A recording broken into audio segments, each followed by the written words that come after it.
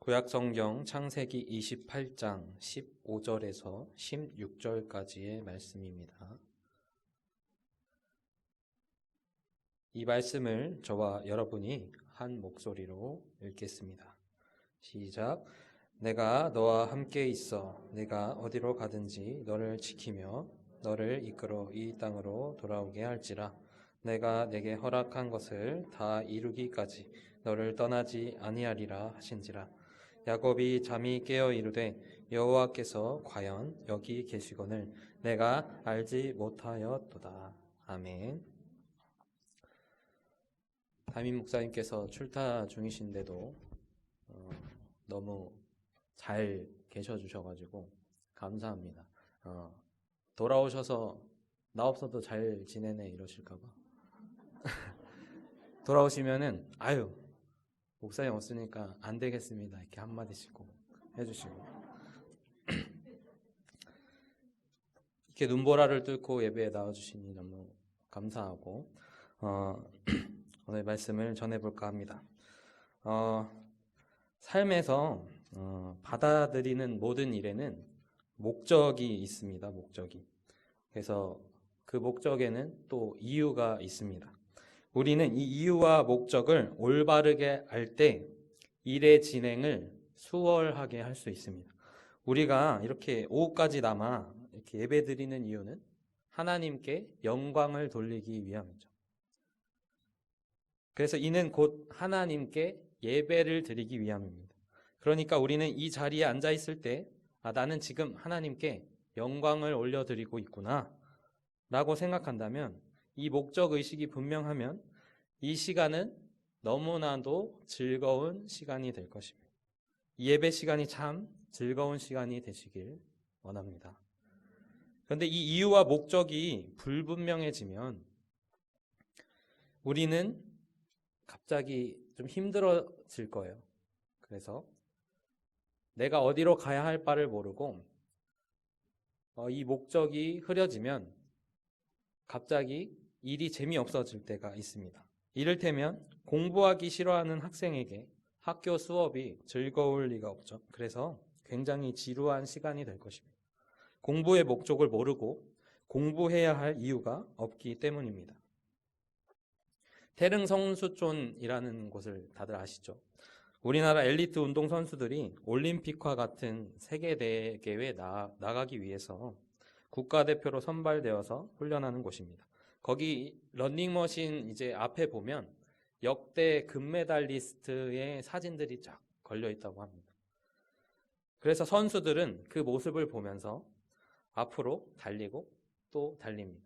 이 금메달이라는 명확한 목적이 있기 때문에 하루 종일 고된 훈련을 받아도 그것을 다 소화할 수 있는 것입니다. 그런데 오늘 본문에서 한 인물은 목적의식 없이 이리저리 떠도는 신세가 되고 있습니다. 바로 아브라함의 손자 이삭의 아들 야곱이라는 인물의 이야기입니다. 이삭의 아들 야곱은 쌍둥이 형이 있습니다. 기록된 바 의학적으로 그 둘은 이란성 쌍둥이였을 가능성이 큽니다. 그래서 외모나 성격이 확연히 다른 모습을 보이고 있습니다. 야곱의 인생에서 이 창세기 28장에 나오는 이야기는 가장 큰 격변의 시기였다라고 볼 수 있습니다. 왜냐하면 형의 미움을 사서 죽임을 당할 위기에 처해 있다는 겁니다. 그래서 형 대신 아버지에게 축복을 받고 자신이 받을 복을 동생에게 빼앗겼다는 것에 이 형 에서는 분노를 합니다. 그렇게 야곱은 어머니의 도움을 받아서 형에게부터 피신해 삼촌 라반이 살고 있는 밧단 아람이라는 지역에 있는 하란이라는 도시로 피난을 하게 됩니다. 그 거리가 무려 1200km였다고 합니다. 오늘 본문 말씀은 야곱이 하란으로 이동하는 중에 길에서 잠이 들고 꿈속에서 하나님의 사자들을 본 이야기 중에 한 부분입니다. 흔히 말하는 야곱의 돌베개 사건이라고 합니다. 야곱은 인생에 가장 정신적으로 고통스럽고 우울한 시기, 삶에서 가장 지치고 힘든 시기, 이 시기에 우리와 함께 하시는 하나님을 경험하게 됩니다.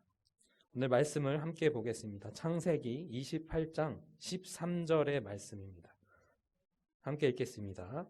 또 본즉 여호와께서 그 위에 서서 이르시되 나는 여호와니 너의 조부 아브라함의 하나님이요 이삭의 하나님이라.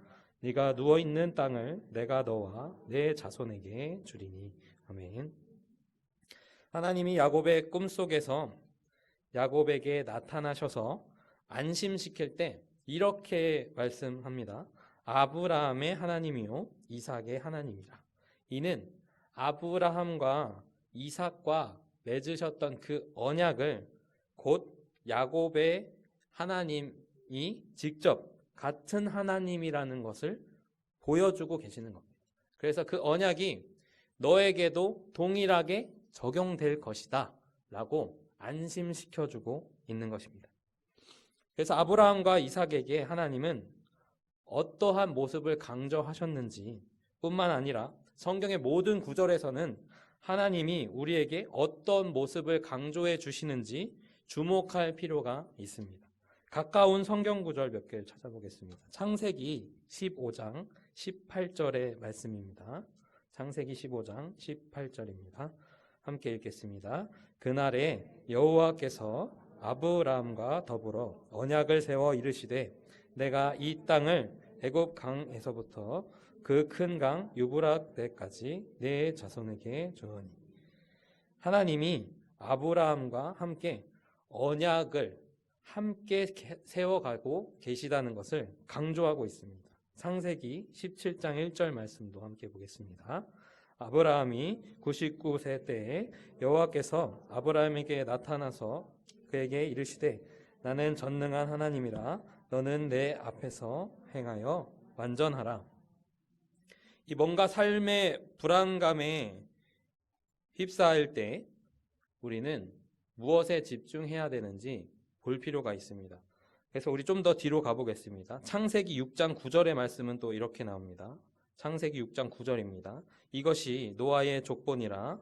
노아는 의인이요 당대의 완전한 자라. 그는 하나님과 동행하였으며. 이렇게 나오고요. 창세기 8장 1절 말씀도 함께 보겠습니다. 하나님이 노아와 그와 함께 방주에 있는 모든 들짐승과 가축을 기억하사. 한 구절 더 보겠습니다. 창세기 5장 24절 말씀입니다. 에녹이 하나님과 동행하더니 하나님이 그를 데려가심으로 세상에 있지 아니하였더라. 이렇게 성경의 모든 인물들의 서사 과정에서는 놓치지 않고 있는 단 한 가지의 메시지가 있습니다. 공통점이 있는 것이죠.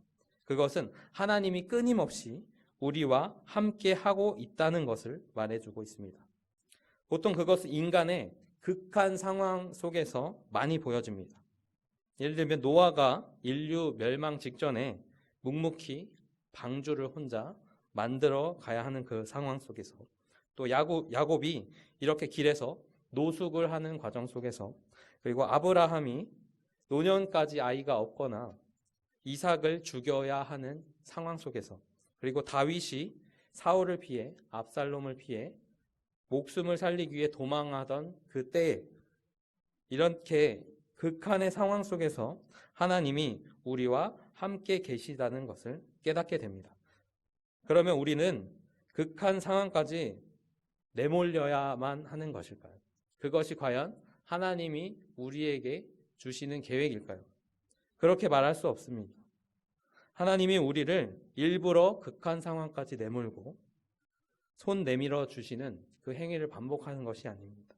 성경의 모든 순간에서 그러셨던 것처럼 우리에게도 늘 우리가 느낄 수 있는 곳에 아주 가까이 계시지만 우리가 미처 알지 못했다라는 것입니다. 그래서 오늘 본문 말씀에 야곱은 이렇게 고백합니다. 창세기 28장 16절의 말씀입니다. 함께 읽겠습니다. 야곱이 잠에서 깨어 이르되 여호와께서 과연 여기 계시거늘 내가 알지 못하였도다. 지난 3년 동안 전염병이 창궐할 때 교회에 이 모이기조차 힘든 시간을 저희가 보냈었죠. 그래서 저는 그맘때 이 청소년 친구들을 처음 만났습니다. 그러니까 어느 날은 예배를 드리는데 3명이 앉아있어요. 3명. 3명이 누구냐면 은열이, 한열이, 가온이. 이 목사의 아들 둘하고 부장 집사님 딸 1명. 이렇게 3명이서 예배를 드렸어요. 참 가슴이 아프고 그랬지만 그래도 슬펐지만 이렇게 예배를 같이 드렸습니다. 이게 제가 한창 작년에 여름 사역을 이제 시작할 때쯤에 묵상했던 것이 있었습니다. 우리가 지나왔던 모든 일을 보게 되면 뭔가 아쉽고 좀 이렇게 충분하지 못했고 약간 만족스럽지 못했던 그 사소한 모든 일들이 있었지만 그 기억 속에도 하나님이 함께 하고 계셨다라는 것을 계속해서 저에게 말씀해 주고 계셨어요. 그래서 작년 여름에 언제 그랬냐는 듯이 우리가 다시 대면 수련회를 하게 했고 이제 내일부터 학생들이 3박 4일간 또 수련회를 떠날 수 있게 됐습니다. 정말 놀라운 일이 아닐 수 없습니다. 하나님이 우리와 함께 하신다는 것을 계속해서 느낄 수가 있는 것입니다. 그렇다면 여러분들의 삶 속에는 어떻게 하나님이 함께 하시는지 느낄 수 있으셔야 합니다. 굳이 극한 상황까지 들어가 보지 않더라도 우리는 알 수 있습니다. 아담은 하나님이 함께 계시는 그 에덴의 동산에서 심지어 내쫓김을 당할 때까지도 그것을 미처 깨닫지 못했습니다. 예수님이 큰 이적과 가르침을 우리에게 주셨는데 그리고 함께 동행했던 수많은 무리들이 있었음에도 불구하고 버림받은 그 예수님을 어쩌지 못했습니다. 제가 청소년부 학생들에게 부임한 초반에 이런 말을 한 적이 있어요. 제가 고등학교 3학년 때 담임 선생님이 수학 선생님이셨는데 항상 하시던 말씀이 있어요. 항상 하시던 말씀. 이게 제가 문제가 너무 안 풀린다, 난해하거나 이렇게 풀리지 않을 땐 어떻게 해야 되냐 했더니 담임 선생님께서 엄마 품으로 돌아가라 이렇게 말씀하셨어요. 엄마 품으로 돌아가라. 이 풀리지 않을 것 같지만 이 개념과 그 공식을 정확히 알고 있으면 풀 수 있는 방법이 반드시 있다 이렇게 얘기하신 거예요. 10년이 넘게 지났지만 그때 하신 말씀이 아직도 기억에 남아 있습니다.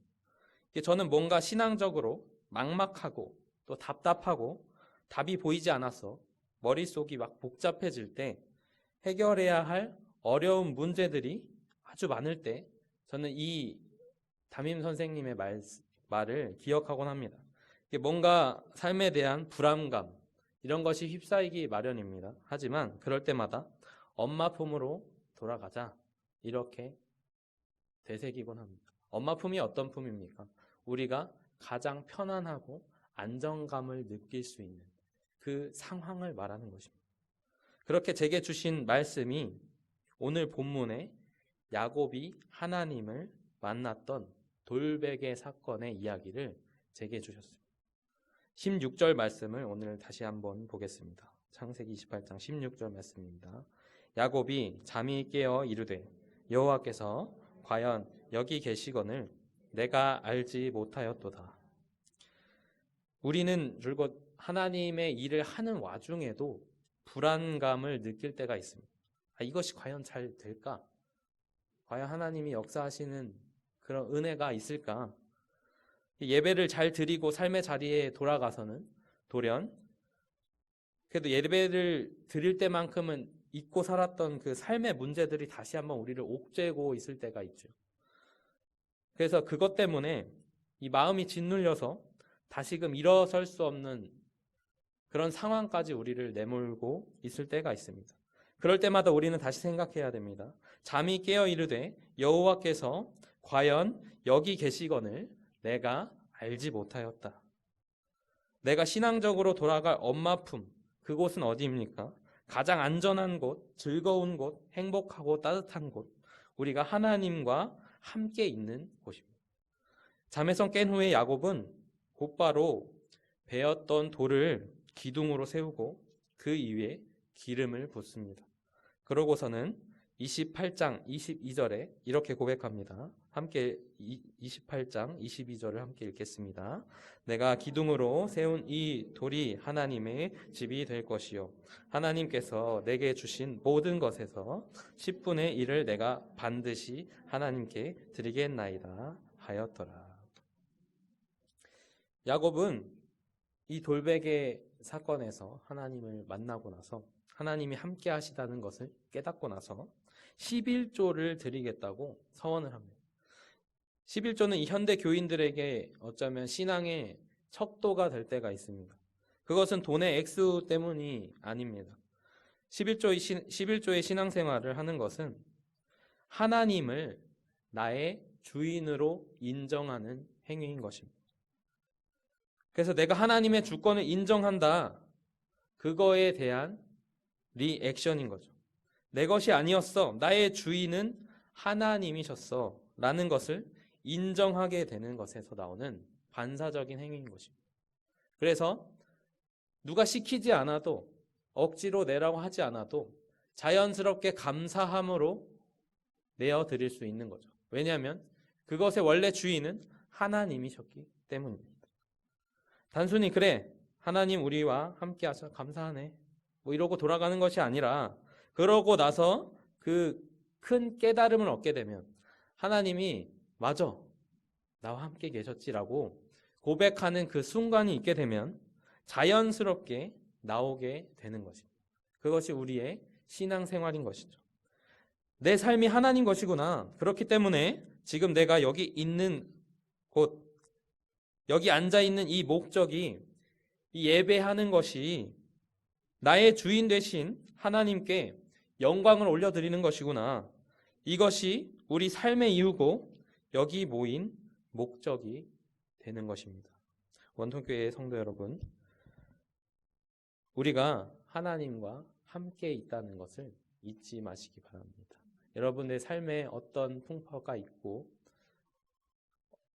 어떤 시련이 있을지라도 그 와중에 해결을 요구하는 것이 아니라 하나님 나와 함께 계셨구나. 출애굽기 3장에 이렇게 나옵니다. 모세가 하나님 내가 도대체 뭐길래 내가 그런 일을 합니까? 나를 부르셔서 이스라엘 백성을 출애굽시키려 하십니까? 괜찮다. 네가 입이 둔한 자여도 괜찮다. 내가 너와 함께 할 것이다.